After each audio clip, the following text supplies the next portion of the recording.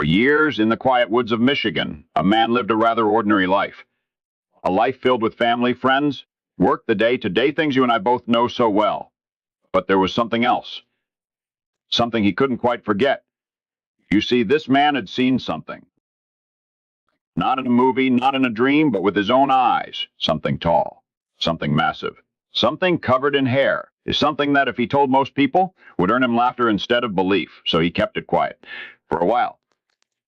But that sighting, that sound, those moments when he knew he wasn't alone in the Michigan woods, they stayed with him. They nagged at him.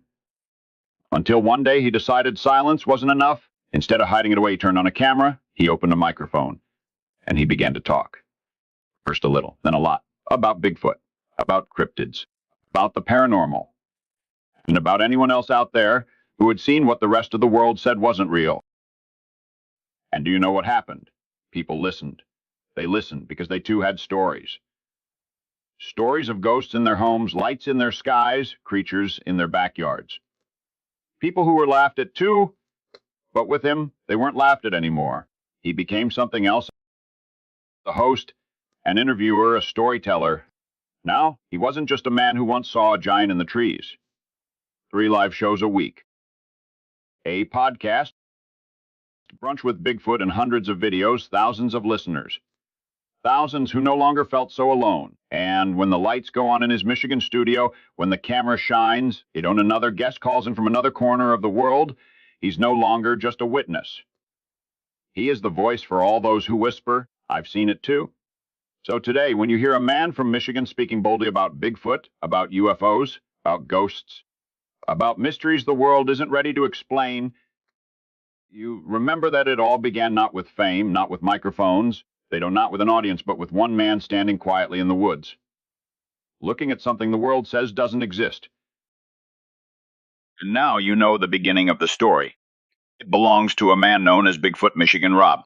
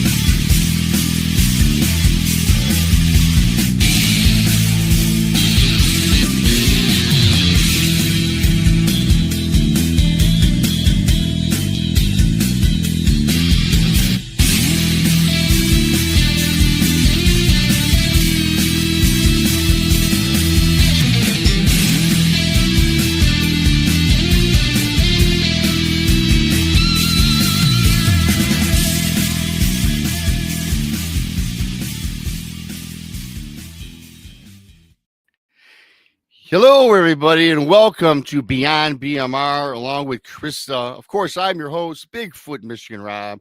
Thanks to each and every single one of you for taking the time out tonight to join us. We have a fantastic show for you in store. MD SELIG is joining us.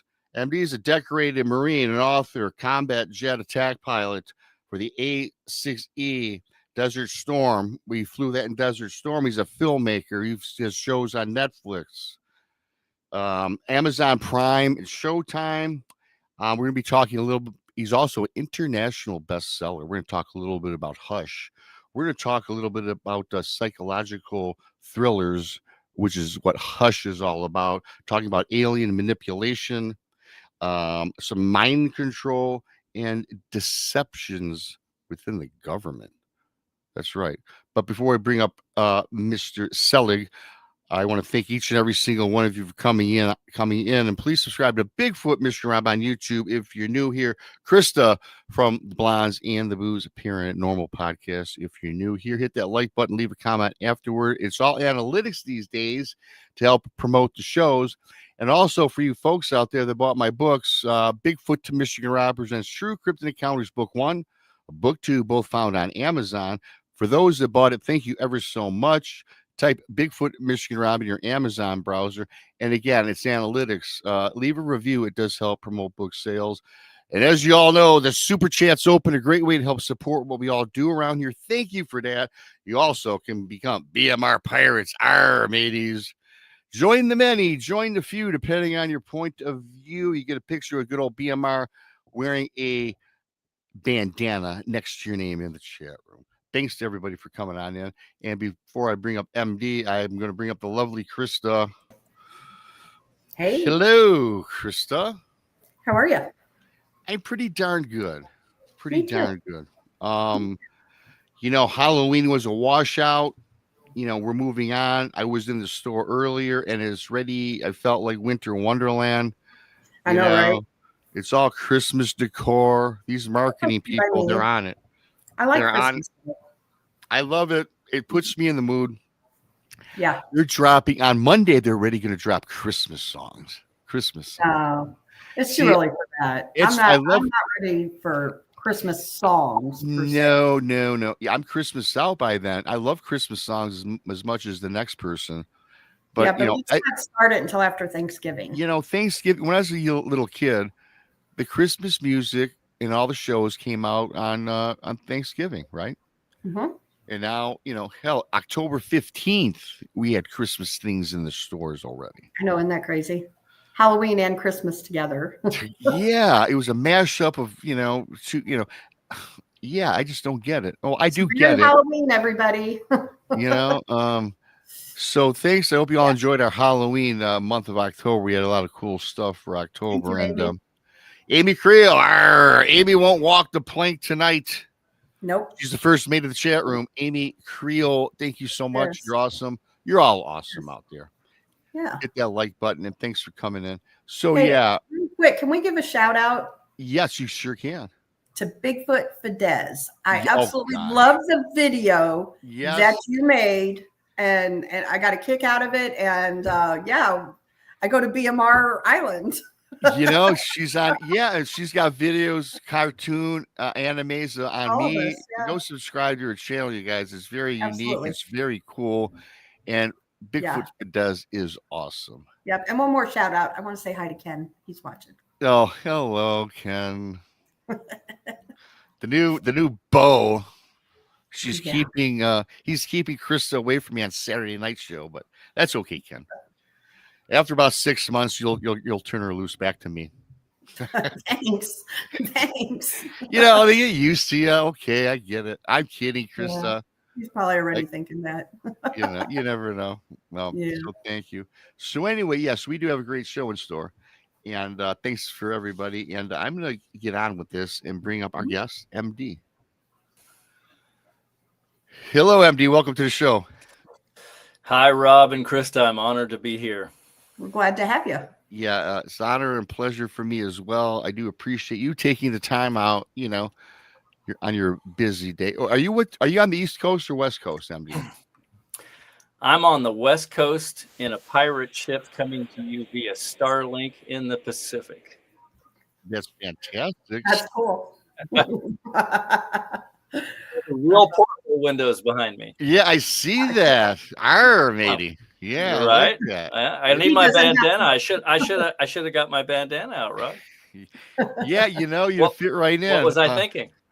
Yeah, well, that's okay next time, because some of the things I was looking over regarding your career, it's like, this is like a 90-minute show. Sometimes we go over, just depends on how it plays out.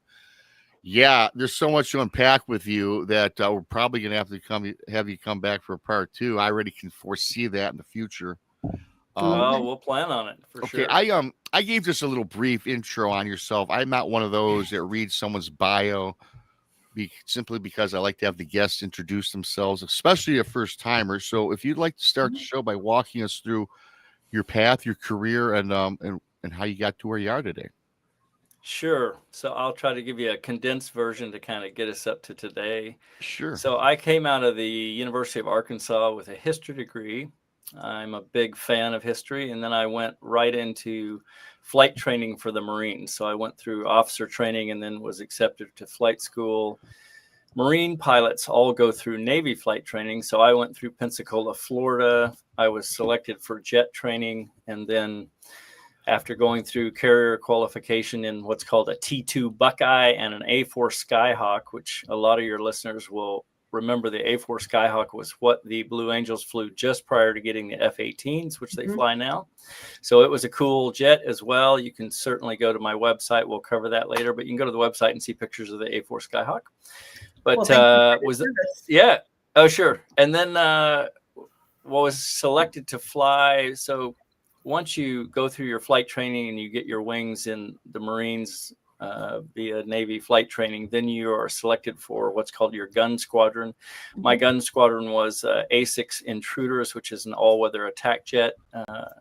There's a bombardier navigator that sits right next to me, and we basically attack targets that can be in any weather and mountainous terrain where we can't see out of the cockpit, but the jet is capable, or was capable, I should say. It's been mothballed now. It's now a two-seat F-18. The jet that the A6 Intruder was kind of a Vietnam era jet, but a really impressive platform for what it did. And then, so I was then, as soon as I got to my gun squadron in Cherry Point, North Carolina, we were shipped overseas literally in 1990. And at the end of that year, were selected as the last squadron to participate in Operation Desert Storm.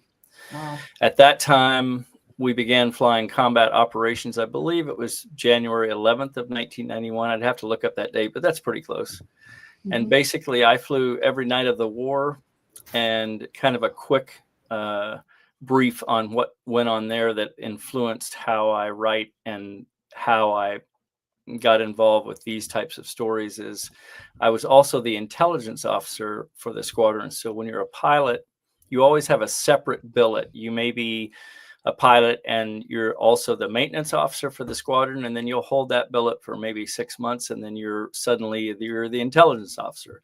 So it just so happened that during the Persian Gulf conflict, I'm based at a expeditionary airfield, which was top secret at the time. It's no longer top secret. It's called Sheikh Isa Air Base on the south end of Bahrain. We were stationed there with all these other NATO jets of every type that you can imagine. And so I'm flying combat missions. I'm reading top secret briefs as the intelligence officer that are coming in from all over the world. Some were directly sent to our squadron for things that we were supposed to be involved in, but a lot of the traffic that was coming through was just worldwide top secret traffic. And then at the same time, I'm coming back from these combat missions, landing, and I'm hungry. I go to the officer's mess hall, and in the mess hall is this huge screen with CNN. So I kind of have 3 different antennas going in every direction. I've got what I'm doing actually in combat, my missions that I'm flying, and then what I'm reading in the top secret briefs about what supposedly we are doing and what's coming up, because a lot of it was covert about what was the very next thing to happen. And then I'm watching CNN, and it's a completely different feed of what the world is being told that we're doing. So that really drove me. It was just a big eye opener where I was confused, like, wow, this media has nothing to do with the top secret briefs. The top secret briefs have nothing to do with what my missions are. And I just had a sense like somebody else, it's not our government, it's not our military, somebody else above all of this is pulling the strings here and running all through. And at least 2 of the antennas, the top secret stuff that was coming through and the CNN stuff, was completely separate animals. And so I just remember thinking, all right, I don't have the answers here, but something is not right. This is not what they were telling us, So, and then I went into screenwriting in LA. I got out after 8 years, which is 1 tour for a pilot, because they spend so much money on you. You don't get to just do 3 years and out. So I did 8 years as a Marine pilot, and then I got out and went to LA and have been a screenwriter ever since, mainly writing shows and producing and directing over the years. But I'm a storyteller at heart. And then that's kind of what drove Hush. And I began that 3 years ago and just literally just finished it not a couple months ago. Wow. Yeah, that's awesome. I like that, the synopsis. I mean, an operative, a combat pilot. Again, thanks for your service to our great country here. Sure. And okay, you brought up something that on this show, with a lot of the topics we talk about, we always bring up the government. It just seems like, with disclosure, when are we getting it? We see it out every day. Is Bigfoot real? Are they going to release, they release UFO things. Okay. They talk a little bit about Bigfoot and cryptids a little bit. That's under the radar right now. It's not, scientifically proven. But when we talk about the government a lot of times, and I don't like to always say that don't trust the government, but you brought up an interesting point, because I don't think many Americans believe in what the government has to say, but it goes much deeper when you're talking about this deep state deception, right? I mean, I did shows, and I think this is where we're headed here. The global elitists, right? This is I'll simplify it. Our country's not run by our leadership. I believe you're correct. Where do you think that comes from? You talk about the New World Order. A lot of people. I remember listening to a show you're on talking about the cabal, secret societies. Where does this all stem from? So, okay, well, you're going to ask for my take, and I'm going to give it to you. Full tilt, both barrels, right? And if you like it, great. It's my take. If you don't, I'm not worried about it. Yep. So my impression from all, and I'm an intense, my friends will tell you I'm nasty into research. I mean, I just love it. I love researching and reading every angle on any particular thing that I'm trying to research on, whether it's Roswell or Eisenhower or a person who disappeared. I will go to the ends of the earth to find out everyone who saw them, anytime they were seen at a particular area, how many individuals saw them. I'll research those individuals to see if they're legit. Like, I really do heavy research. And my research tells me that well before humans, there was a group here called the Draco Reptilian, who are a planet-conquering horde. And here it is. They're reptilians, meaning 8-foot tall, lizard-looking dudes who are fully muscular. They're AI entities, but they go all the way up to the Royal Dracos are 35 feet tall. They're white-skinned. I love blowing people's minds where it's like, he's insane. But I'm telling you as best I can get from all sources, this is who runs your planet. And they came here before us. And the reason they came is fear. They fear us, or we fear them? No, they fear us. So that's a good question, Krista. And what that kind of will give you the Reader's Digest version of why they're here. So again, from all my research, all the benevolent alien races that are here who will not contact us because of the Prime Directive are here kind of watching what's playing out right now. And the 2 or 3 malevolent alien groups who have been in cahoots with, we'll just call it the cabal for the sake of super wealthy individuals who actually manipulate the planet. Mm-hmm. These Draco Reptilians have an agenda because they realize what humans are about to evolve into. When we step into who we really are as love, we're basically unstoppable. And you have to remember that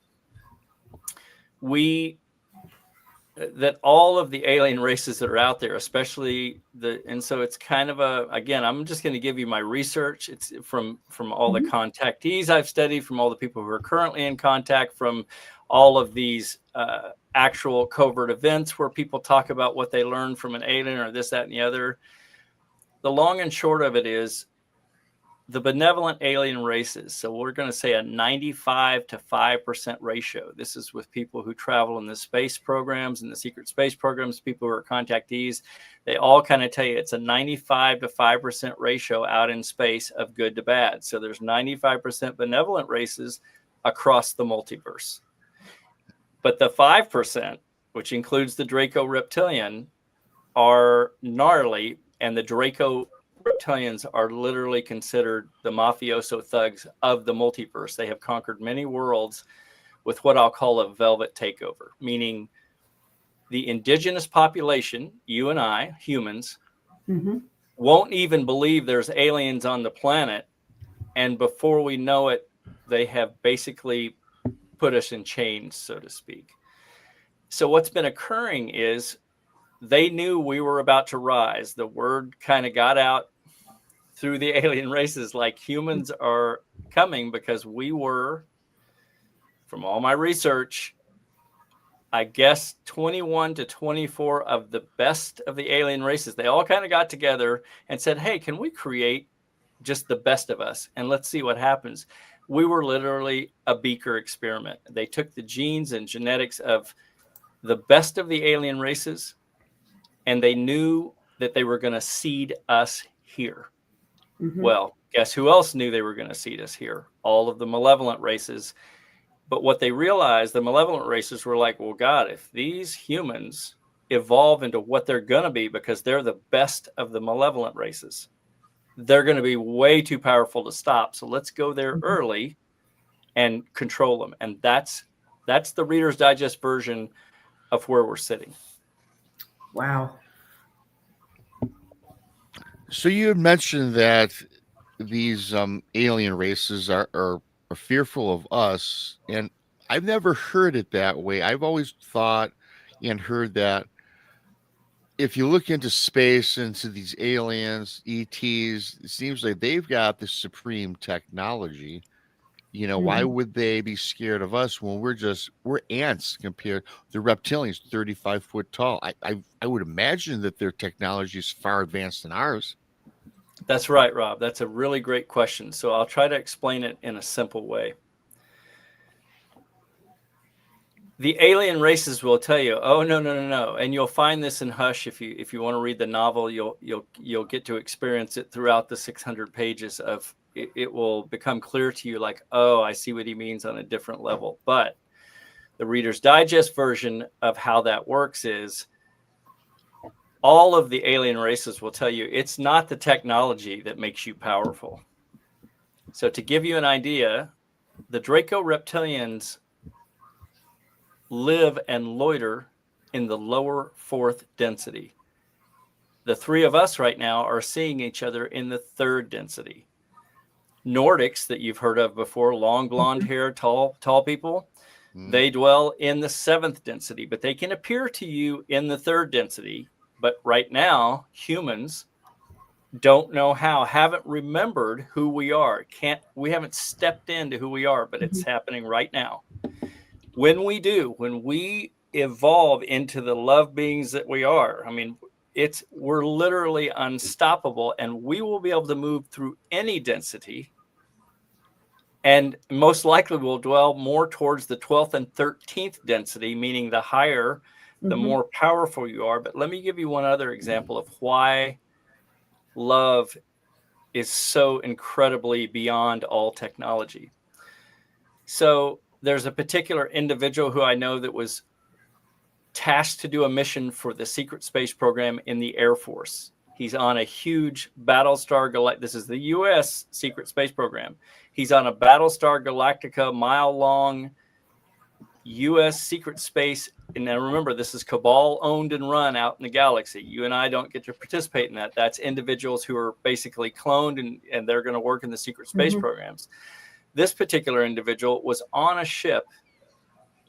He was on this, basically a battle cruiser, which was just gigantic. He's like, this thing was so fortified, no other ships would approach, whether it was alien or anybody else. And he's like, we're doing a mission, which he said, I thought at the time didn't quite feel right. I won't go into what the mission was, but we were involved in something where he said, I just didn't feel right as a human. I felt like we were doing the wrong thing. And he's like, all of a sudden, before we know it, there's this small ship approaching. It turns out it's a U.S. naval space freighter. And it had 3 admirals aboard it. And that ship, with almost no guns on board, scuttled the gigantic bad boy Air Force ship. Literally, he said, we were watching it come, and once we figured out it was a U.S. ship, I mean, it came to us kind of silent.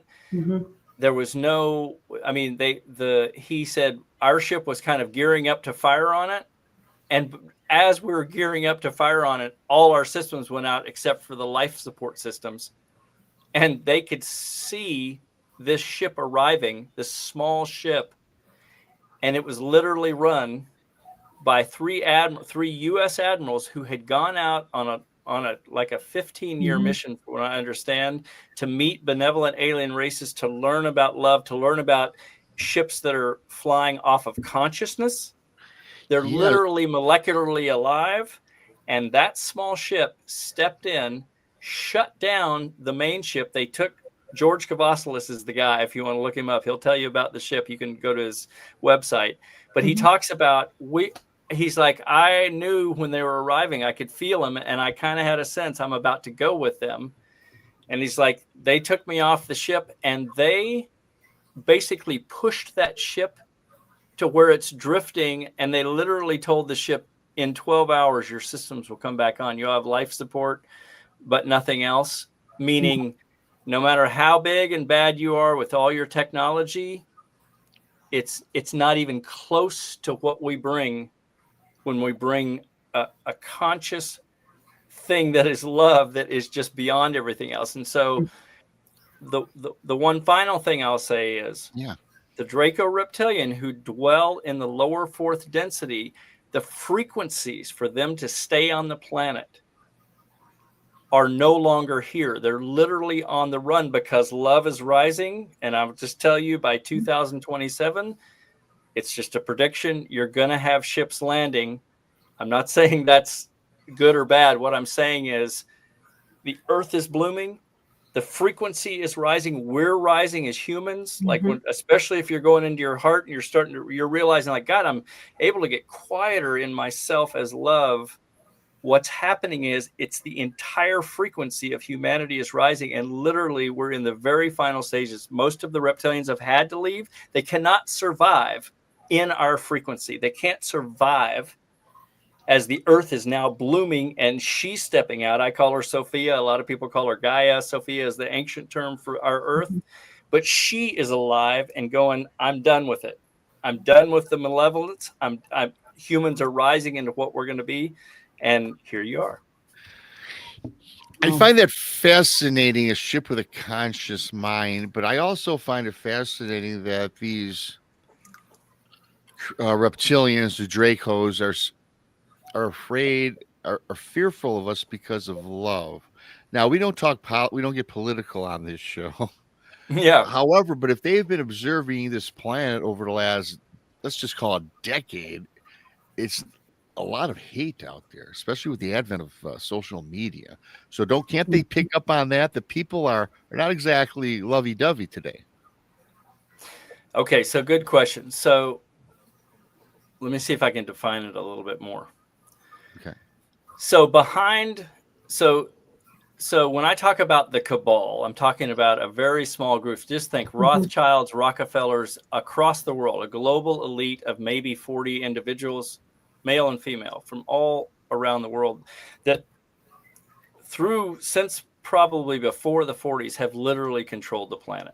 And I'm a big fan of the U.S. government. I always have been. Do we make mistakes? Yes, we do. But everybody in our disclosure world, and aliens, Bigfoot, they're all staring at our Congress going, when are you going to tell us? And I can just tell you, it has nothing to do with your country or Canada's government or France's government, or it's well above that. So the answers that people are looking for with disclosure is not going to come from your Congress. Just remember, those people revolve every 4 years, some of them every 2 years. Right. Those people never get the good information, right? And who's directing that? The reptilians. So one of the things about the reptilians is, look, we can shapeshift. We can take over a human avatar.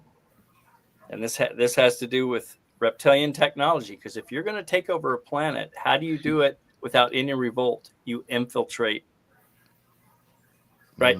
So what they've done over the 70 years is, and who would you infiltrate? They infiltrate the top players, the cabal. So Rothschild is sitting next to Rockefeller thinking it's human to human, but it's not. Rockefeller is now reptilian with a reptilian agenda, convincing Rothschild. And pretty soon, the entire cabal is just reptilian. Wow. So all of your power players, media moguls, big pharma, banks, all of the folks that you and I see is like, okay, that's Donald Trump. My impression is that's not, it's what you're seeing visually. Remember, if they have the technology to come here 1,000,000 years ago, right? Do you think they have the technology to infiltrate a human and just soul steal is what they call it, and then reanimate with, say, it's still Michael. They can take my soul and put me in basically a beaker. I kind of deflate and they refill, and it's still Michael's voice, Michael's mannerisms, but I've now got a reptilian agenda. Wow. Yeah. Does that make sense? It's not rocket science. No, it makes sense. And so it seems like when we talk about the cabal, or maybe even the Illuminati, I mean, these oligarchies, they're not ran by humans, hybrid aliens. There you go. And so again, back to your question, Rob, which is a great question. Can't they just destroy us? And what you got to remember is their agenda is not to destroy humanity. So let me give you an example of why we're so valuable to them. The Draco Reptilian, not only are they planet conquering hordes and thugs, they are also fanatically brilliant. And all the other races will say that they're the most feared in the multiverse. They're insane telepathically. MD, they're neural. Go ahead. For folks out in the chat or listening later or wherever they're at in the world, multiverse, if you give a brief definition what that is for folks. Say it again. But the multiverse for folks that aren't up to speed. Right. Okay. So for the sake of our discussion, you can just think of your universe. The multiverse is just our universe. But if you pretend that our universe is just a big flat thing that goes on forever, now a multiverse would be a ball of that, just millions of universes all in one. And all of the alien races will say, no. This is a multi-dimensional matrix that you actually live in. It's not one universe. It's uncountable universes. And it's always referred to via the secret space program personnel, via aliens that arrive, that contact people. It's called the multiverse. For a visual, just think, okay, if I see our universe as a flat and ever expanding thing, now what if I can just picture it as a bajillion universes that kind of create a ball? That's the multiverse. Okay, they're all intermixed. Everything is multidimensional. It's a very complex but amazing thing that is your actual reality. Interesting. Was that close enough? I just wanted for folks out there, because some people it goes over people. I mean, I lose some of this stuff, lose track of all these dimensions, realms, planes. So with that, going back to what you're stating about the love factor here, I think that's where we for sure. So you were asking about, so why wouldn't they just, like, I think your impression is they could just destroy us if they wanted to with their technology. But what I was trying to say was that's not their goal. And why would that not be their goal? Because humans are excessively rare in the multiverse. And I'll give you a couple of reasons why. Generally, I'll try to make a simple analogy for you. We all remember pirates, arg, back in the day. And if you had a merchant ship, Rob or Krista, back in the day, you were traveling from England to South Carolina, you were absolutely going to be boarded probably by Blackbeard's ship. All of the folks on your ship were going to be killed, and they were going to take all your booty, as we call it. They were going to take everything on your ship, gold, whatever they could sell on the trade routes out there at the sea, or anything they could take into land that they could sell, because it's just about merchandise, right? Everybody has an agenda, including old pirates. Well, guess what? Space is exactly the same way. It's a dangerous place. Whoever has the best technology can survive an encounter, because remember, you are not just traveling on an ocean now. You are in space. There are literally billions of races in the multiverse. And Draco Reptilians have more technology than others. They will board you. So just imagine, space is not like, Star Trek and perfect, and we zoom here and everything's hunky-dory. It's just like the old seas. So what do you need? You need protection. How do you create protection?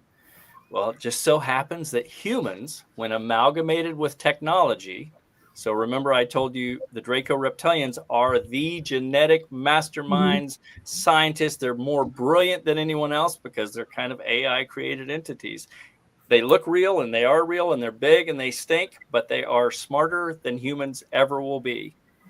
However, humans, when amalgamated with technology, so just think Jason Bourne, but better, right? They can genetically alter you to then sell you on the trade routes. Now, I'm not giving you the darker side of what occurs with Draco reptilians. You can read it about it in Hush. But to give you an idea of why we are so valued, why they don't want to kill us, they need protection on their ships. They need protection on their planets. Rebecca Rose was amalgamated with technology. She's one of your secret space program personnel. You guys can interview her. She's amazing. Tony Rodriguez, et cetera, et cetera. They're all amalgamated with technology and then sent out into space. The reptilians had Rebecca Rose, and they just have her circling a planet in one of their little kind of dune buggy spacecraft that circles the planet. And her whole job for 20 years was like, you're going to tell us if anyone is approaching this particular planet that we own. You're going to just let it. And that's all. That was her job. And she's like, I never wanted to encounter a reptilian because they were gnarly. They would put you in a hell realm. They could just mess with your mind and you felt like it was all real.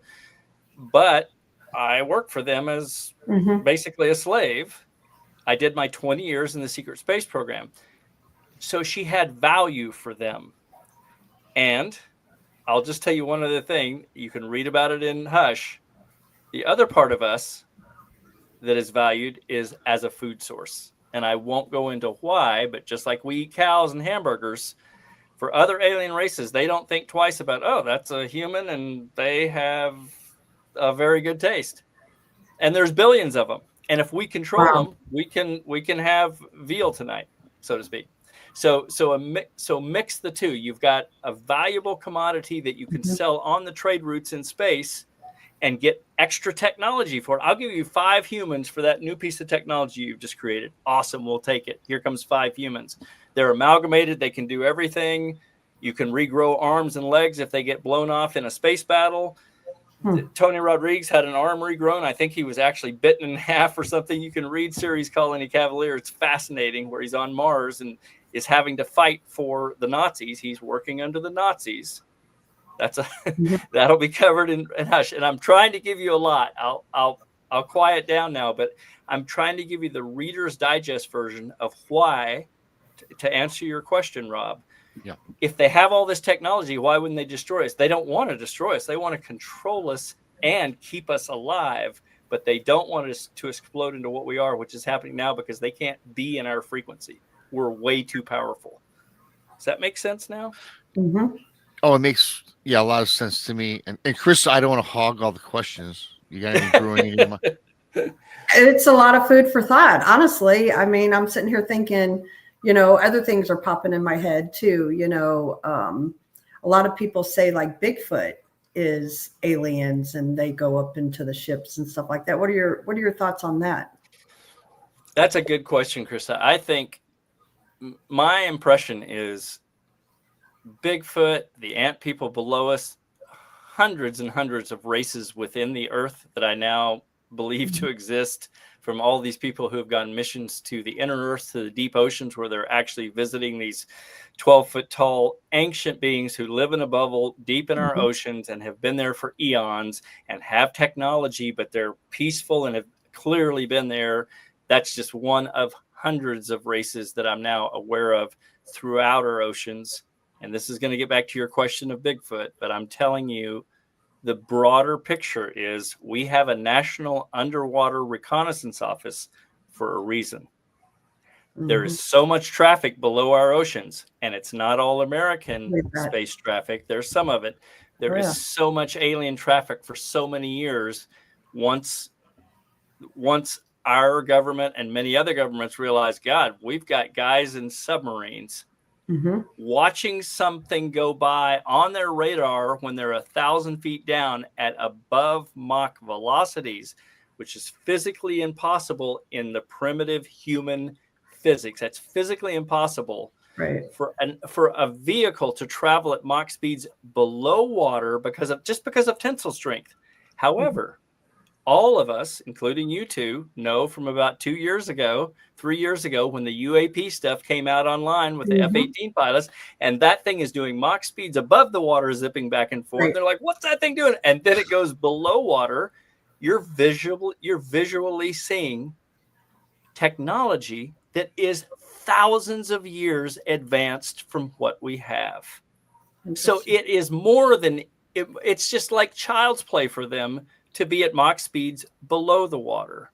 Wow. So what's being seen underneath the ocean from all these different submarines worldwide of just stuff going by, we get the National Underwater Reconnaissance Office to monitor all of these things happening and where are they going. And there's deep underground water bases. And I'm just telling you. So now coming back to Bigfoot, to me, absolutely. And from what I understand, they're kind of like the ant people. Bigfoot are an incredibly beautiful forest-oriented race. They don't want to step out because, again, that's breaking the prime directive. They're a benevolent race. I don't think you'd want to mess with them, but they're a benevolent race. They will step forward when they're allowed to, when all of the other races, and I'm saying roughly 2027, things are going to start happening very rapidly, because now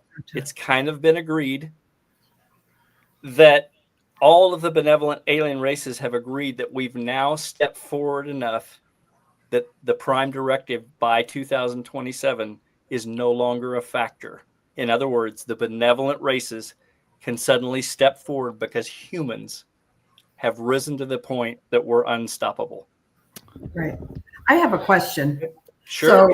Let's backtrack a minute. You had talked about, like, what they use us for. So you hear about, like missing people, missing 411, child trafficking, things like that. What are your thoughts on that? Like, do you think it's a lot of these missing people go to? So I'll tell you this, Krista, good question. I won't go into those so that you don't get shut down, but I will tell you this: all of the information you are seeking, all of the factual stuff around those subjects is in Hush.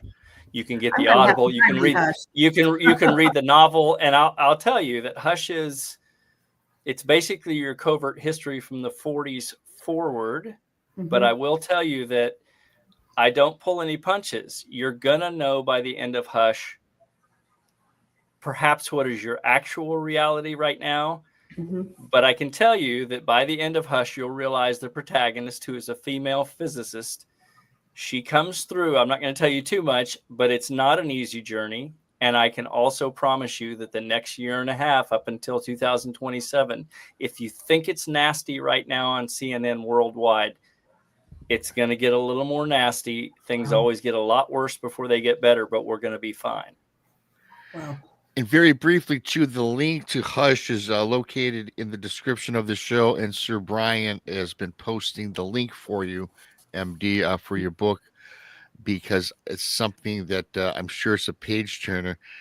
You brought up something earlier in the show and just now talking about the 40s, and Krista and I are big fans of this topic. And Eisenhower, the Nazis, did they get with these groups, the reptilians? And I thought otherwise until today. Did they sign a contract? Well, and Jackie Gleason was supposed to be there as well. Yeah. Good. So this, you guys are researching. Okay, so here's the answer. Eisenhower did not sign the contract. The Majestic 12, which with Twining leading, so this is General Nathan Twining, right as Roswell occurred, so we're thinking 1947, we are suddenly in cahoots with the Draco Reptilian. The Draco Reptilians. Now let's remember and I'm going to give you a Reader's Digest version of the history of Draco reptilians, where they actually contacted Fritz Todd and Heinrich Himmler in 1933.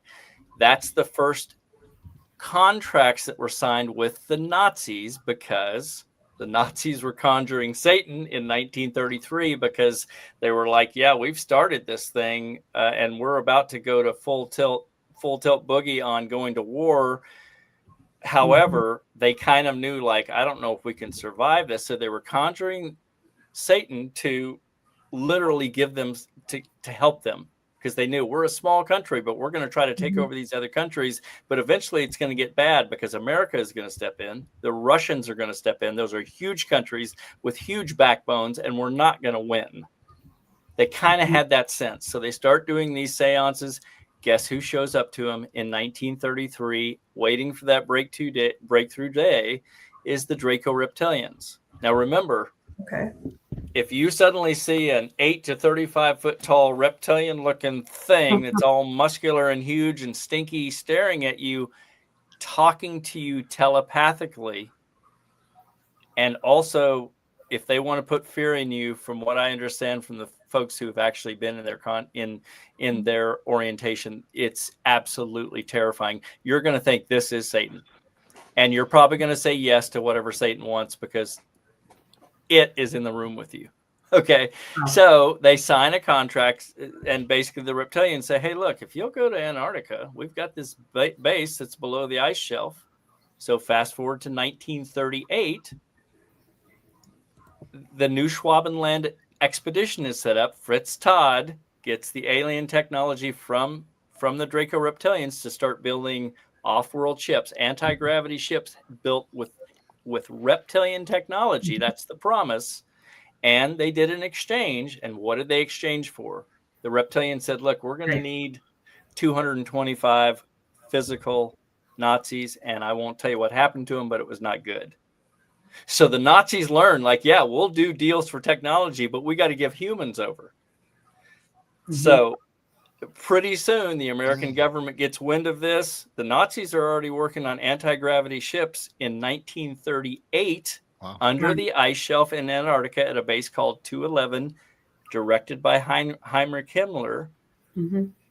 So getting back to kind of the raw thing of how does this all begin, coming in 1940, and your question of, are we in cahoots? And did Eisenhower sign the contract? We are in contact with the Draco reptilians as of Roswell, and perhaps a little before. But Eisenhower, now remember, you guys are both aware of the Muroc Field or Edwards Air Force Base, 1954. The 5 ships come, and Eisenhower makes contact with one of them, and he sees them arrive, and then they say, we're going to disappear now for a couple minutes, and then we're going to reappear. And he's like, no. The world cannot handle this. We are not ready for this. Please just go away. That's basically what Eisenhower says. However, by this point, Truman, which was right before Eisenhower, right?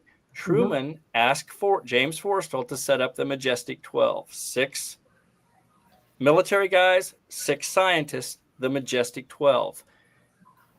The Majestic 12 at that time, one of the top guys was General Nathan Twining, who was the general sent to quash the Roswell actual events. Like, he was there making sure that if any civilians talked, they were severely threatened, and if they kept talking, they were terminated. We call it death by suicide. Wow. Many folks are documented to have disappeared, or these were upstanding folks who had no reason to commit suicide. They jumped off a bridge, they hung themselves, they shot themselves. We're pretty sure now, their relatives are sure now, it was all death by suicide, meaning teams took those folks out because they wouldn't shut up. Like, I saw an alien that the military came in and tried to scare me. I want everyone to know those folks, they were death by suicide. And again, go back to why would they do that? It's not it's the reptilians who don't want you to know that they've taken over your planet. Because when humans find out they're being manipulated, even by an alien race that we have no technology against, what do humans do? Mm-hmm. We get mad and we rise. And we may be stupid and primitive. They don't want that. The reptilians don't want that because they want this thing to go smooth and take over without us ever knowing. Mm-hmm. We're now at the point where people are sitting up like you two having this amazing show, and you're realizing I have been swindled my entire life. Right. I have been hoodwinked. I'm still in the 5 stages of grief. I'm a pretty smart guy. But as I started to do my research, I started to realize, oh my. Like, oh my. Mm-hmm. I never believed Roswell happened. And I'm in the midst of it. But when I was reading the top secret briefs and everything, I'm like, there just appears to be an entire parallel universe happening in these top secret briefs of, it appears to be there's interactions going on around alien technology at other parts of the world. And I'm just like, that's when I started to have a feeling like, okay, somebody signed contracts. But my research to end this question is Eisenhower was not into it. He would not have signed the contract. But Twining and the Majestic 12, remember, alien hybrids, reptilians, can drop into a human like Twining, sign the contract, because alien races have to have a signed contract. As weird as that seems, all alien races have to sign the Prime Directive. The malevolent ones will break it, but they have to sign a physical contract. Same with humanity. If they say to humanity, we want to maybe abduct as many humans as we want, and we'll give you some technology for that option. We'll give you a spaceship for you guys to reverse engineer if you want, but in exchange, we want something back, and it has to be in writing. So Twining, who at that point may have not even been human, signs the contract. The reptilians get what they want. They give the American government a spaceship. Meanwhile, they're doing these deals with all governments. Right. And all governments think it's their top leaders signing agreements, but it probably wasn't. Does it make sense? It would probably. Basically, they go in and they possess them, take over their body, get it done, and then get out. So it makes sense. Perfect and they don't sense. even have to get out, because I could be a reptilian, and you guys would never know it. I could have an agenda right now, right? But what's amazing is, just think about it for a second. Just do the math. If any civilization has the technology to arrive here from intergalactic space, from any planet, just think about it. What are their capabilities beyond just arriving here? They have just traveled from another planet silently and arrived on our planet. Just think how many thousands of years ahead of us they are. Could they then infiltrate a human? Sure. Yeah, and it does make sense. It's very enlightening. And, I got to ask you, too, it probably makes perfect sense now, and I wouldn't have thought this 7 minutes ago. But Rob, you're awesome. You are awesome. Hey, but I love the 7 minutes ago. If we subtract the cabal and the global elitists, it wouldn't surprise me if all of our countries around the world have some sort of contract with these folks. Good. So now you're on the right track. So let me give you another hint of kind of their agenda. So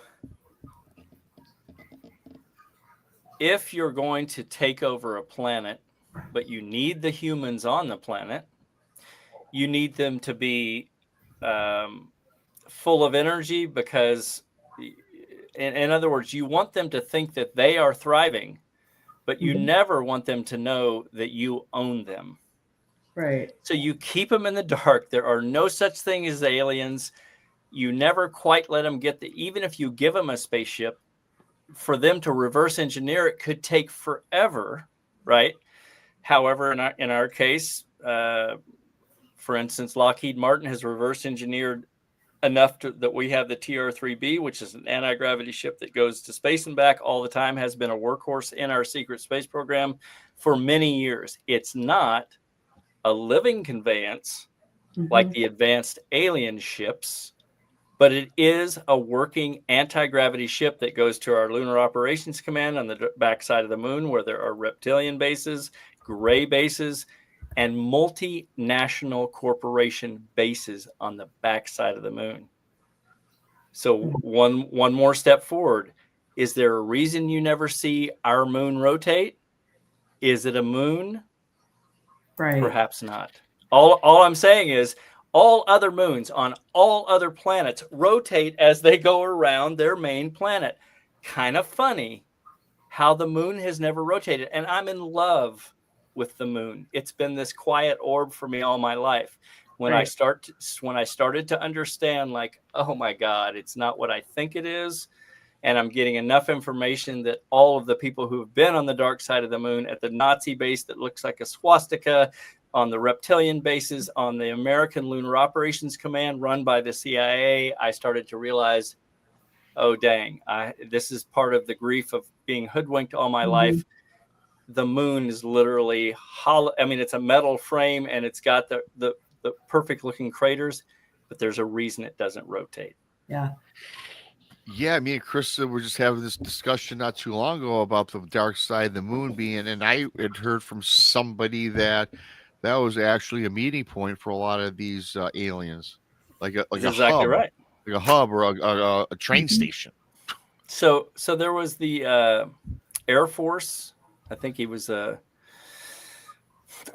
like a technical master sergeant who was just assassinated not too long ago via trailer tractor. He was in the congressional hearings. I want to say his probably 60 years old, but back in the day when he was 20 in the 60s, he had seen photographs of the backside of the moon accidentally. He went in to do some technical work as an electrician in a NASA style secret room, and in there was another tech sergeant, and he's like working on the electrical part, and the tech sergeant says to him, hey, you want to see something kind of interesting?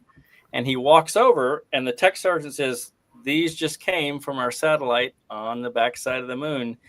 And he's like, I wanted to walk away because I knew I was looking at top secret stuff that I wasn't supposed to see, but he said I couldn't help but see all of the bases that the guy was pointing out. He's like, there were so many structures on the dark side of the moon.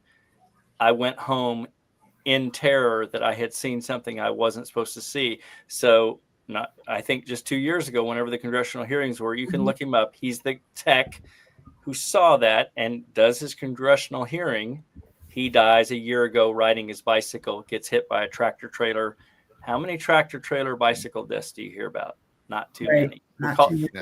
We call it death by suicide. That's just not right. Like, it's everything that you've said has been food for thought for me. And the one thing that popped in my head is these beings are probably even running CERN. Oh, you're on it, Krista. So just imagine, like, I'll give you an example of something I think is fun. I try to use this example to give everybody a sense of when people say, how can that be? That's just impossible. There can't be anti-gravity technology already in American hands. There can't be ships traveling at Mach speeds, Mach velocities below water, blah, blah, blah. So let's just do a simple example. Rob, you go back to 1899. Let's just say 1900. And guess who's there? Nikola Tesla. And you give Nikolai your cell phone, your iPhone. Right. Yeah. And Krista is there too. And you tell Nikolai, hey, Nikolai, watch this. I'm going to give you this little thing here called an iPhone. And Krista has one in her hands, and she's going to walk over there about 200 yards, and you're going to talk to her via video. And what is Nikola Tesla? We could say at that moment in time, maybe the smartest human on the planet. Let's just assume he is. What is he going to say to you? He's going to say, no, that won't work. No, that's no. That's not physically possible. That science is not, no. And then Krista walks over 200 yards and the video comes on and Nikolai is staring at her. And then they start talking. He's like, okay, I don't know how it works, but it clearly works.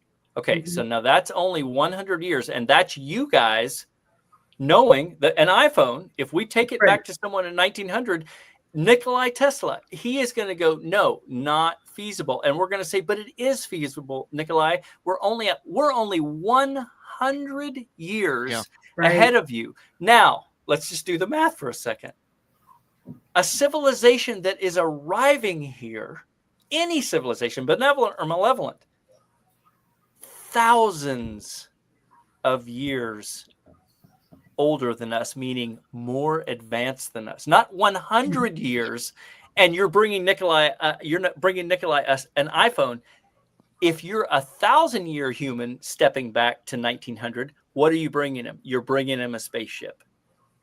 Wow. If you're 2,000 years, you're bringing him a spaceship and you're infiltrating a human next to him and you're saying, Krista is not human. She's actually reptilian. And she's talking to you, Nikolai. Nikolai's going to be like, no. But then he's going to realize, oh, she can morph into anything she wants because that's 2,000 years of technology. So does that make sense? Anyone who can arrive on our planet, anyone. Yeah. They have to be outside the gravitational pull of the Earth. So they have to have a nuclear reactor on board each craft that creates a gravity envelope around that ship. So it's no longer affected by the Earth's gravitational pull.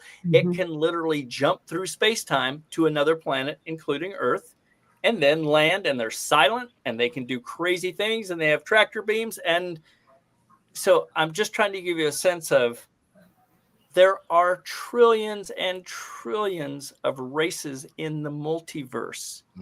Just think how many have to be, let's just say they're 5,000 years older than us, 5,000 years older. And our example is we're only going back 100 years and we have an iPhone already and we're giving it to Nikolai Tesla. And he's like, no, that cannot happen. And then you tell him, Nikolai, she's now going to fly on the other side of the globe and you're still going to video talk with her. And he's going to go, no, not possible. But then he's going to see it. He's going to go, okay, I get it. So 1947, Oppenheimer is looking at crashed ships. Einstein, Oppenheimer, all of them, Carl Sagan, further on, they're all heavily involved and they're staring at technology. They have no idea how it works, but they know it works. It came here, it crash landed. Some of them didn't even crash land. There's aliens dead and alive here. How did they get here? All of our top scientists are involved and they're told one word to the public, Carl Sagan included, your family's going to be like you're talking about family threat. You'll have no more funding for your projects. You keep your mouth shut and we'll let you continue to work with these alien races. That's what's been going on. Do you think that's what Area 51 is? Yeah, absolutely. Yeah. And that's been active. The CIA bought Area 51 in basically the middle 50s. And the way they went rogue with it is the president is only cleared to top secret 17. The president cannot go above that, can't see paperwork above that. But guess what? Area 51 is top secret 20 and above, up to top secret 33. The president can't even access it. You guys mentioned Eisenhower earlier, and you remember how he was mad that he couldn't go to Area 51. He said he threatened, I'm going to take the 30 Army there if you guys don't let me know what's going on there. So the CIA, who took it rogue. Now, remember, when I say the CIA, the top people in the CIA said, look, if we just kick off this Area 51 as top secret, let's say 18 and above, the president can never visit because the president's going to come and go every 4 years. But who's really behind that? Again, it's the reptilians going, look, we'll give you this technology and you guys can reverse engineer it here. The regular humanity will still not know about all this alien technology being reverse engineered. You get what you want, and we want maybe some humans. We want access to humans that we want. We want to stay in control. We'll continue to give you technology that you reverse engineer as best you can. And so that's what's been occurring. Wow. I had a quick question for you. A few people in the chat room are kind of pushing back a little bit on the 100-year cell phone thing, and just it's you can answer this however you want.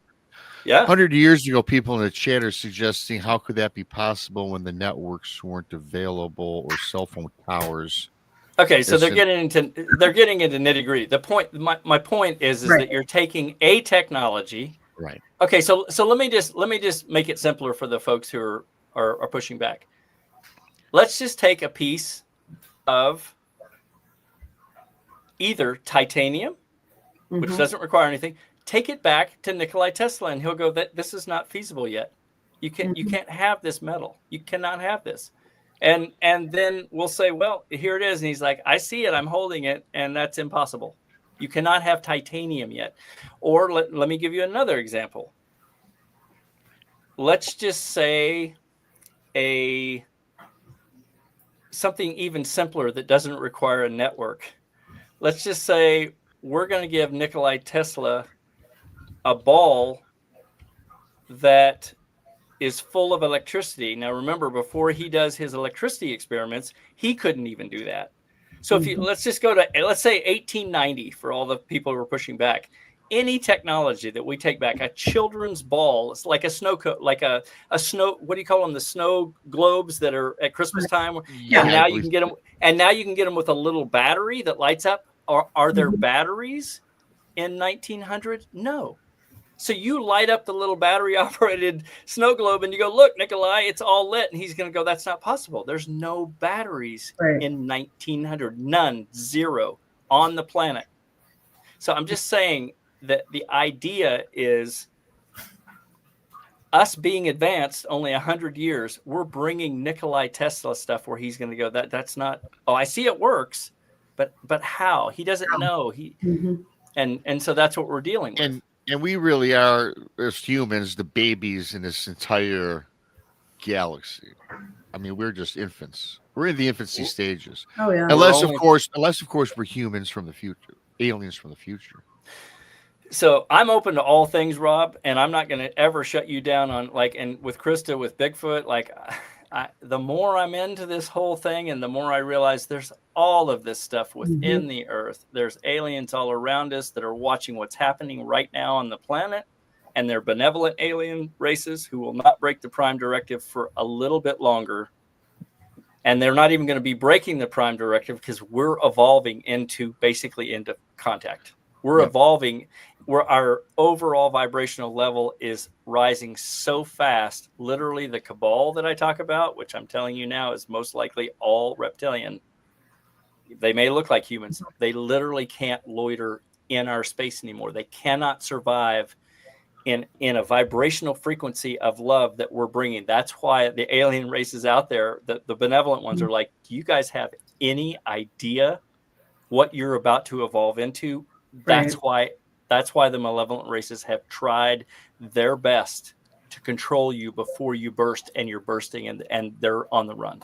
That's what's happening. That's why the Earth is in such chaos right now, and it will get a little worse for about another year, and then we're all going to see some wonderful, amazing future for all of us.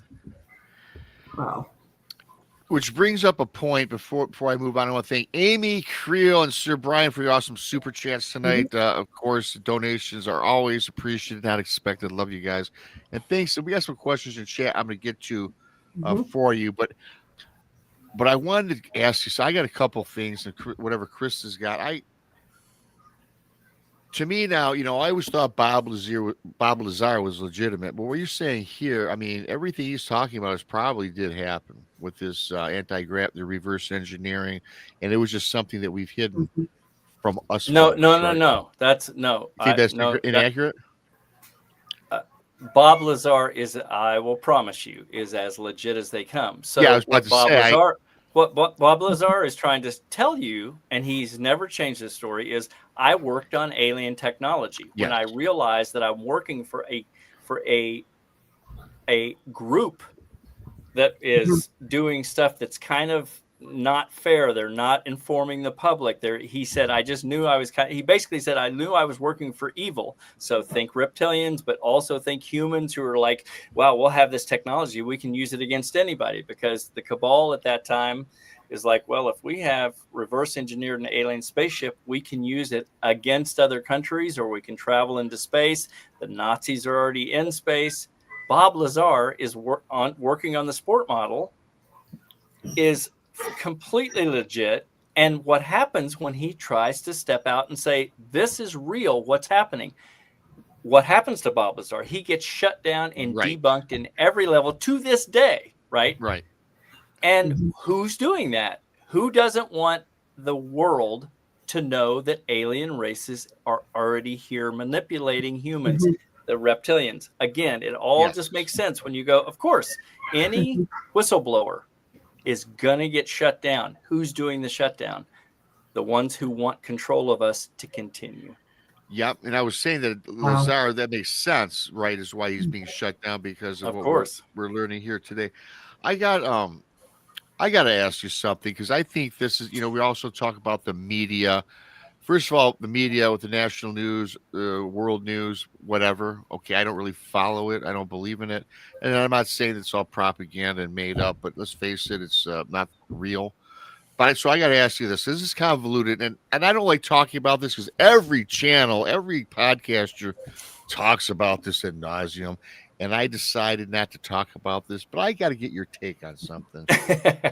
I'm just going to do it. 3-1, is it 3-1 Atlas? Is roaming about.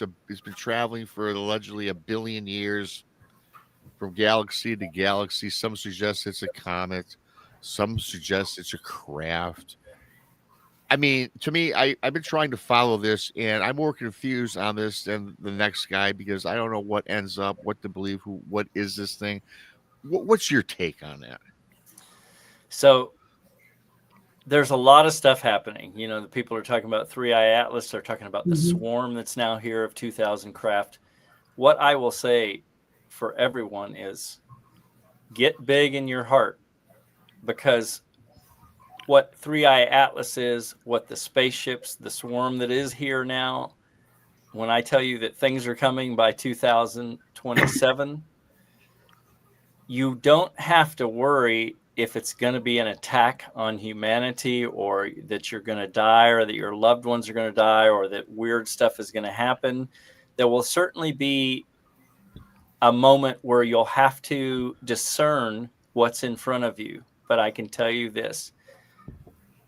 Stay big in your heart. You'll be completely fine. Just be centered in love, and whatever is being offered to you, whatever is being presented to you, you will know what to do. You may be offered to go on a spaceship because it feels benevolent and wonderful. Use your heart. Be discerning. What's in front of you may not be in your best interest, is all I'm saying. If you use your heart, you have nothing to fear.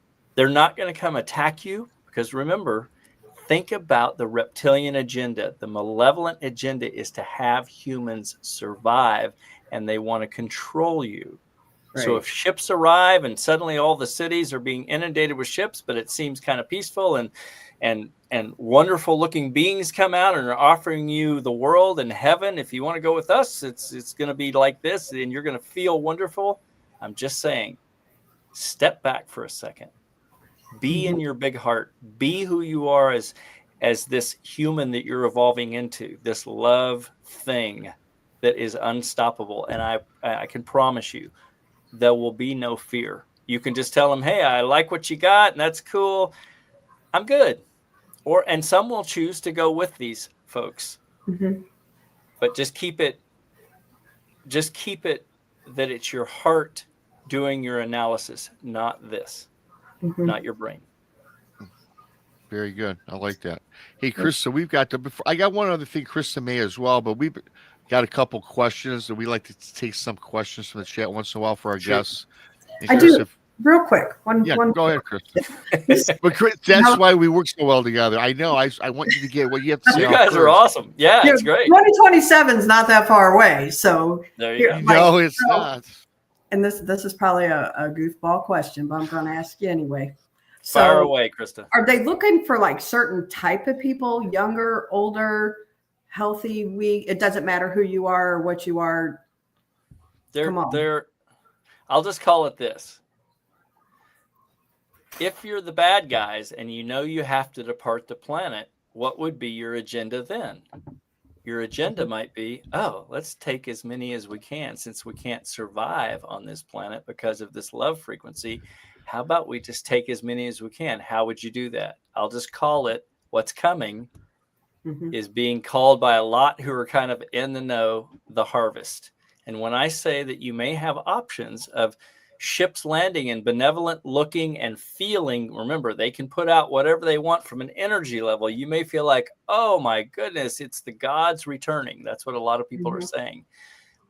It may feel that way. I'm just saying, be discerning with your heart, not here. Don't overthink it like, oh, they got technology, I want to go with them. The earth's chaotic. What I'm saying is realize what you have, that, you know, that the kingdom of heaven is within. It doesn't get any more factual than that. You've got everything you've ever wanted. If you'll just step back and go deeper in here, you won't have to worry about they can't take you if you don't want to go. You're that powerful. Okay. You don't walk onto their ship. They don't force you onto the ship. I'm just saying whatever they present, and some will choose to go. You will watch some that choose to go. I'm not saying that's bad. Each soul has to fulfill that soul's mission. All I'm saying is for each individual, if you step from your heart forward and allow your head to just be the decoder of your heart, you'll be fine. There's nothing to fear coming up in 2027.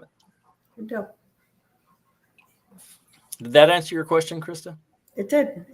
Okay, cool. Yeah, Rob said I had questions, but I've been asking them as you've been going on. No, you've been doing fine. I just want to make sure because I want to ask, get some of these, because I got a couple things I'd like to add, but I'd like to knock out just a couple of these questions from the chat, just to seem kind of, seem kind of intriguing. There's several questions in chat. There are a couple. Here's one. You can do it with me too, Krista. I just got little patties here. Okay. MD, can these aliens cloak appear to be humans? And I think we've kind of answered that one, right? I think that's a yes.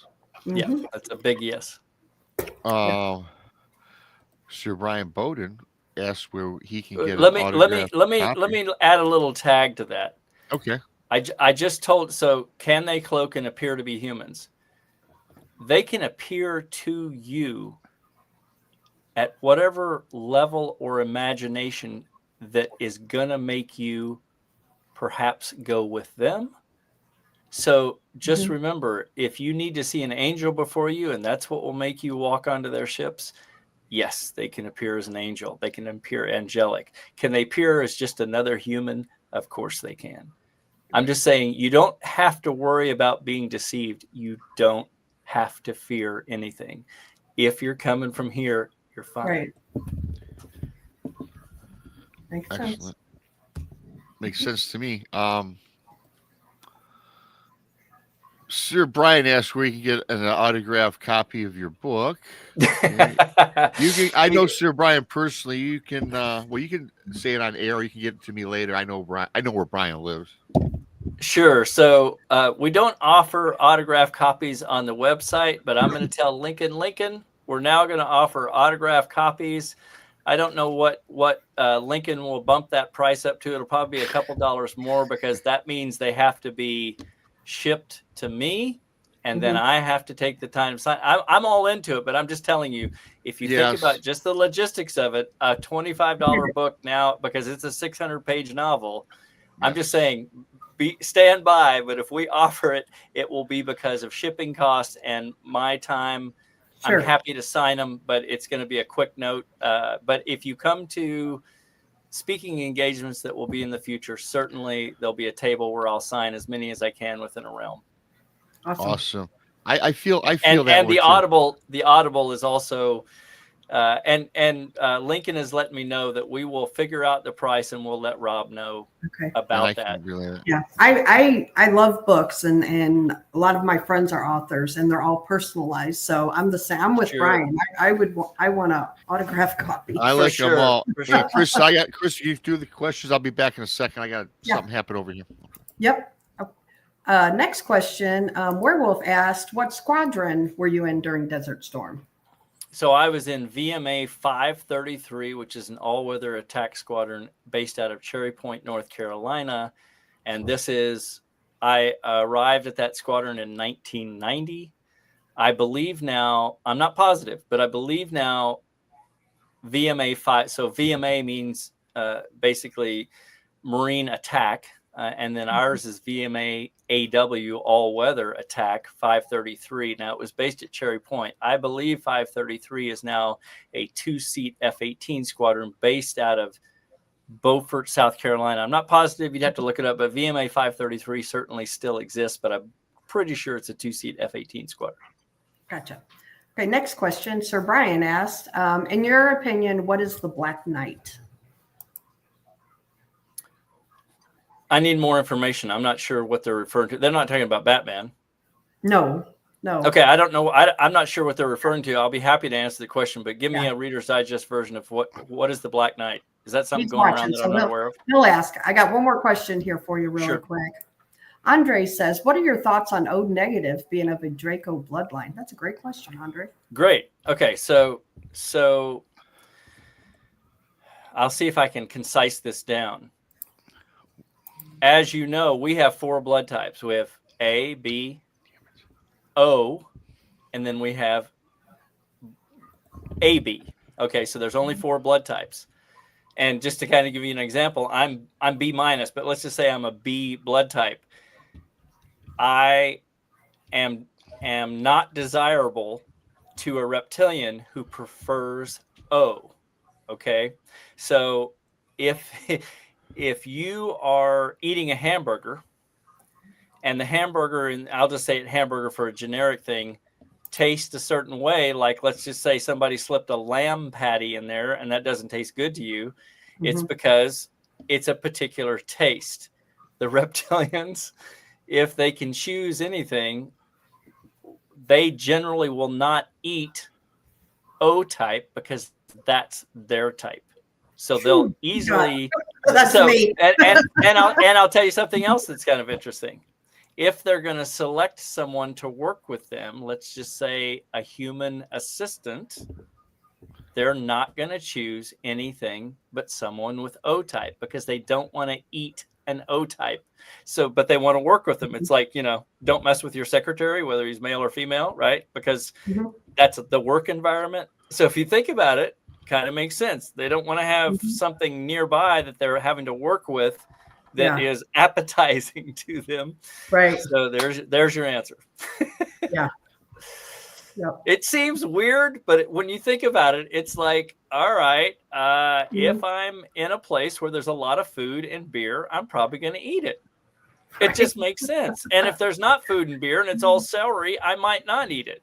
Right. If there's just hunks of right. So just, it's not rocket science. When you think about aliens, they're just like us. They have agendas. They have things they want. And that's benevolent and malevolent. They're just like us. Right. We have, beliefs. There's Indians who are like, do not eat cow for whatever reason. It's a belief. Right. Alien races are as complex as humans are. Yeah. Every type, malevolent and benevolent, they all have different agendas and different factions. So it's just the Earth expanded. There's nothing unreal out there. It's just more ancient races who have more crazy technology and in certain ways, as far-fetched as your mind can go with what they can possibly look like, and can some work in multiple dimensions? It's an absolute yes on all levels. Okay. Awesome. There is one more question. Bigfoot Fidesz says, are there secret bases on Antarctica, and what's something we'd be surprised? Yeah. So really fun stuff you'll find in Hush. There is, to this day, so Base 211 was created in 1938 by the Nazis. It was first run by Heinrich Himmler as the Fourth Reich. by the end of the war, Hitler had escaped via submarine with Eva Braun to Argentina. She dies a year later. I believe Hitler survives until about 1961. He does meet with Eisenhower. That was a Nazi negotiation with Truman or with Eisenhower, that you want some alien technology that the Nazis already had, we'll give it to you, but you're going to come meet with Adolf Hitler, and that'll be covered in Hush Volume 2, which is Hush Volume 1 is a Covert Evil Volume 1, and I will cover more covert events that did happen in Volume 2, and I'm going to cover Eisenhower not only at Muir Field, which is essentially the Edwards weekend, where he had the dental appointment, but what really occurred was he met an alien race, and he said, no, we're not ready, as well as multiple other people who wrote about it and to this day say this is what occurred and it was all filmed, blah, blah, blah. I'm going to cover that in the next volume, but to kind of answer that question, the amount of stuff, there's just so many more covert events that have occurred, and I'll try to cover as many as I can within the realm of a good to read story. Okay. Brian replied back. He said, the Black Knight is a large object that has been in Earth's orbit for over 100 years. Okay, I'm not familiar with it, and I'm not saying it doesn't exist. I'm not debunking it. I'm just saying, to give you an example, the monolith was discovered by Yuri Gagarin, the Russian astronaut floating in space. He saw the monolith floating in space in 1969 or 63, something like that. It's brought back to Earth. It's at S4. Carl Sagan works on the monolith. Michael Crevant-Wolf, both of them dead now, both of them dead by suspicious circumstances with diseases that were not in their family histories. They kind of died more suddenly than they should have. Both of them were working on the monolith together at S4. You can read about that in Hush. All I'm saying with the Black Knight is I'm pretty sure the monolith was a black rock that you kind of see in Space 2001 with Kubrick's 2001. You see the monolith, the big black rock. That is not imaginary. It was being worked on at S4 because it's putting out frequencies, and Michael Crevant-Wolf and Carl Sagan were literally trying to decipher it and figure out what is it putting out, a language, frequencies. It was brought back to Earth. So I just don't know about the Black Knight. I'm not saying it doesn't exist. If I had more information, I would let you know. Awesome. Thank you. Awesome. And really briefly, Gary Spike Sr., we now have 5 more pirates, our mateys. Gary doesn't walk the plank tonight. Thank you so much, Gary, for that. And, gosh, we did not even get into mind control and psyops, which we'll have to do at a later time, I think. Absolutely. But I got to ask you something, because I've researched this. I've asked a couple other guests we've had on the show, and they really, I don't know if I got an answer I was looking for, if I'll ever. And trust me, I've looked into this, and this happened in the state of Michigan, MD, and there's a freeway about 35-40 minutes west of me that runs through a very posh neighborhood. Doctors, lawyers, suits and ties, right? Business owners. And we had noticed, and I'd seen this, there was a big, which was a tower, but it was a big like pine tree. I mean, it was just, you could see it 10 miles away on a freeway. Right. So really briefly, in Michigan and in Detroit, especially during the rundown sections, I could say, road rage, people using weapons on the freeway. I mean, number one, it runs through Detroit. But when this tower went up, and again, people, very posh, professionals, never any incidents on the freeway. This tower goes up.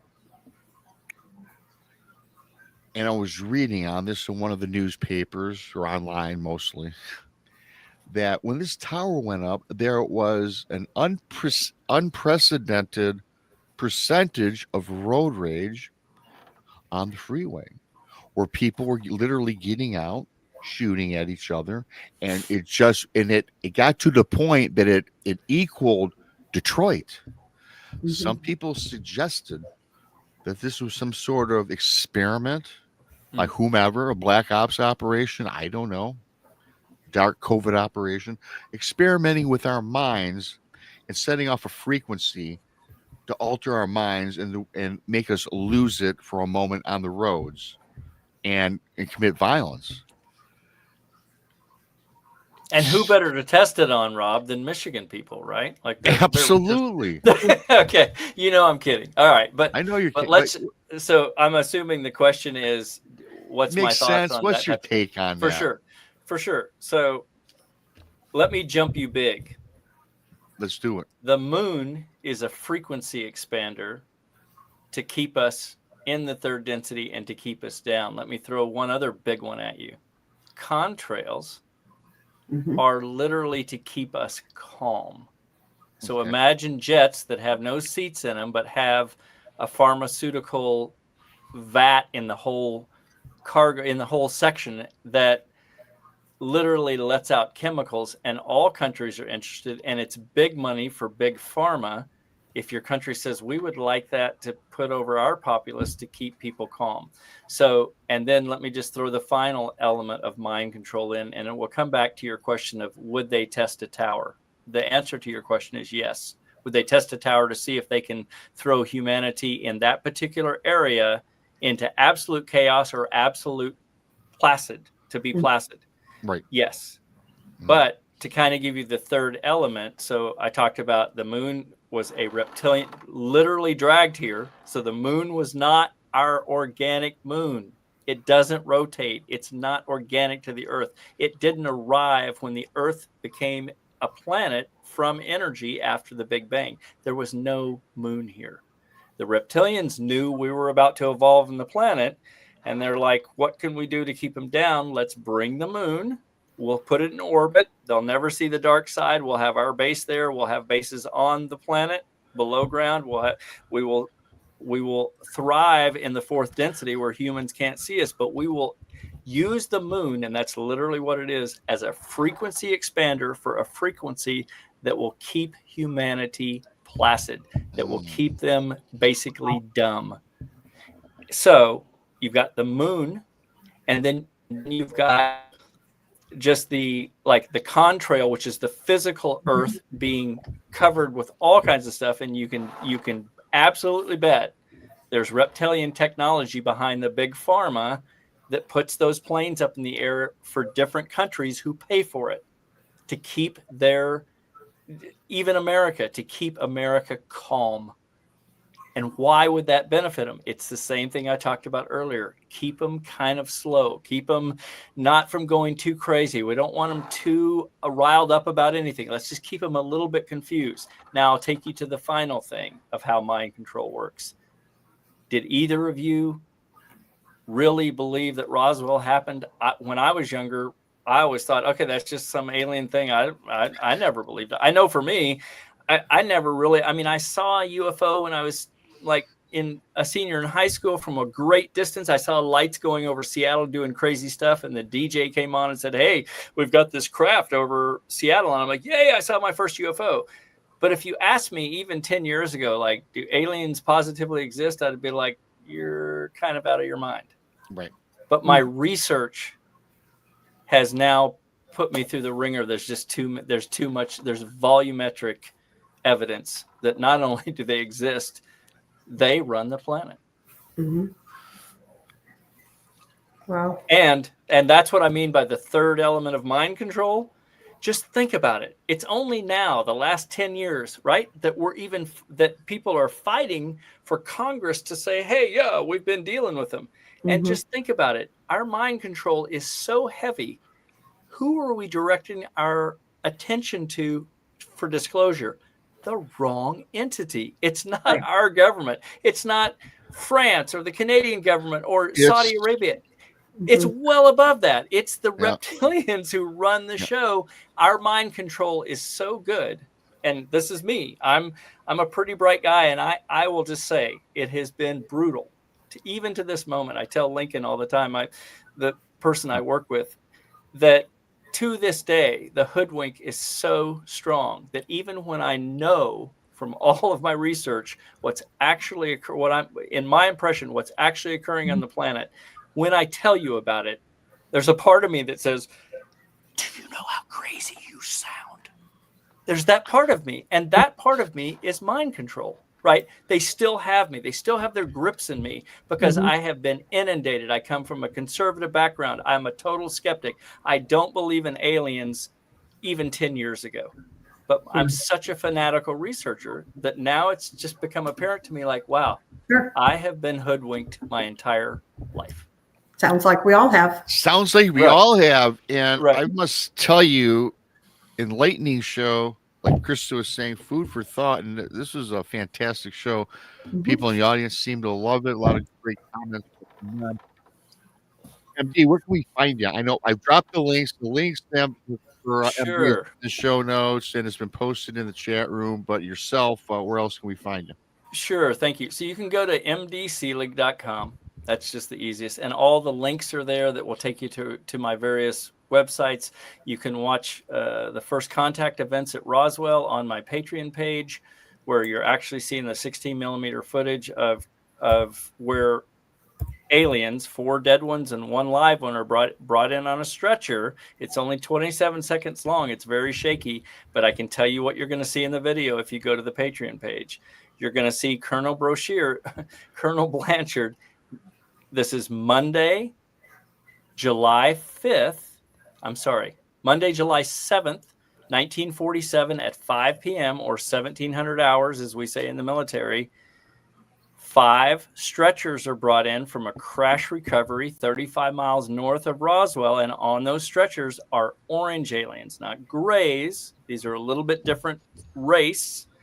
But what's wild is also on the Patreon page, I have put a colorized version of the alien autopsy of the exact same 6-fingered orange alien who, in the video footage of the first contact where they're putting the litters meaning stretchers, Army litters back in the day were just hand carried stretchers, like a canvas thing that 2 people are carrying.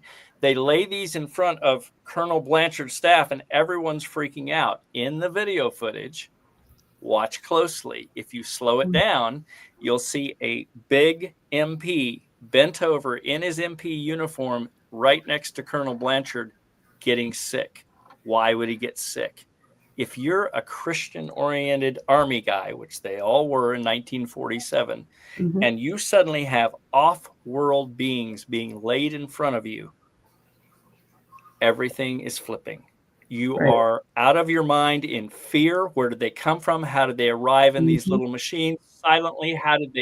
Who are they? Where are they coming from? And you're talking about turning Jesus Christ, Buddha, Allah, all of that on its head, because you're talking about a civilization that even these MPs know, like, okay, these are way more advanced than us, and they're here, and these guys are all dead, but this one's alive, and it's moving its leg, and it's moving its hand back and forth. And there's 4 or 5 individuals who were in Hangar P3 at 5 o'clock, 1700 hours on Monday, July 7th, 1947, for that event, saying the one was eerily crying and it was freaking out and people were getting sick and other people were laughing hysterically because off-world beings are being laid in front of them. You can watch it on the Patreon page. Wow. Once again, fantastic. MD SELIG. Go check him out. Check out his links. Check out his books. I have a copy of the Audible book. Yeah. So that's what I'm going to go to sleep with. And retain the information we talked about backstage. Thanks to Amy Creel, Sir Brian, and Gary Spikes, Pops, for your awesome contributions tonight. You guys rock. You all rock. Please hit that like button on your way out. Krista, briefly, I know you got a show Thursday. Got 2 on Thursday. 2 on Thursday. Okay. Yeah, I got 4 Blondes with Natalie and Mary Lynn and Brandy and myself. And then after that, we have Blondes and Booze. And for the Blondes and Booze show, that's our guest-oriented show, we have Jill Remensnyder from A Flash of Beauty. Be fantastic, Jill. That'd be a great show. Your shows are always great, of course. Well, thank you. Yeah, so for us, today is, of course, what, Tuesday?